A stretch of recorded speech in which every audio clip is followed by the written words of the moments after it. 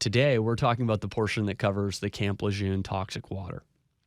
And again, the toxic water is a result of jet fuel, these underground tanks that were leaking into the water supply, and the children and the spouses and the civilian workers and the veterans were consuming this.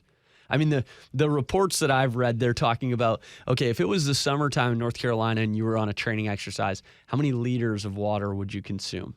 What? You start to think and process the contaminants and the things in this water that people are consuming.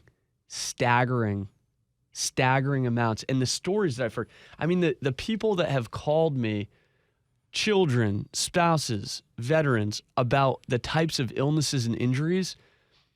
Have you ever heard of a family that's all had the same type of lower back surgery? And without a connecting, they weren't in a rollover accident, right? They didn't fall getting out of the bathtub and rupture their L2, L3. They were just living, and they had a back surgery in their mid-30s. Doesn't happen. No.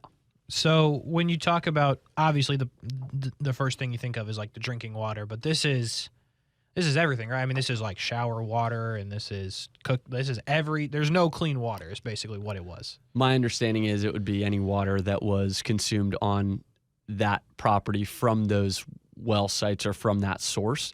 And that would cover anybody that served there from 1953 to 1987.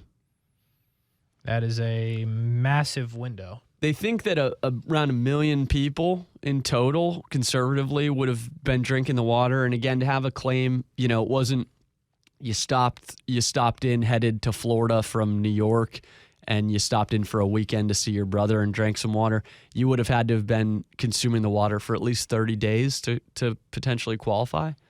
But interesting. Yeah, there are. I mean, this statute even covers children in utero.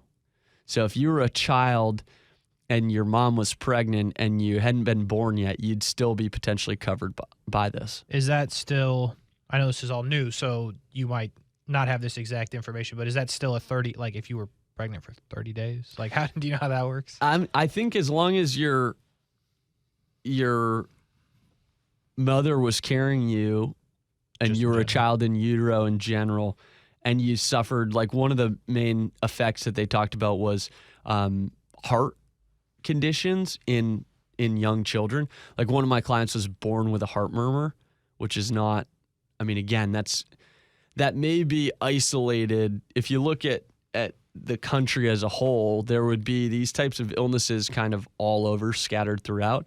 But when you have a large concentration of people that have the same exact condition, especially over decades, that's the pattern that we're looking at.